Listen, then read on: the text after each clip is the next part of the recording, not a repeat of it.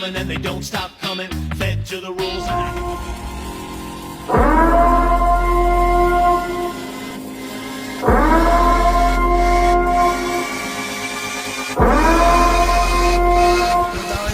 No estaba bellaquísima, estaba en diabla y ahora está diablísima. Mi comida preferida.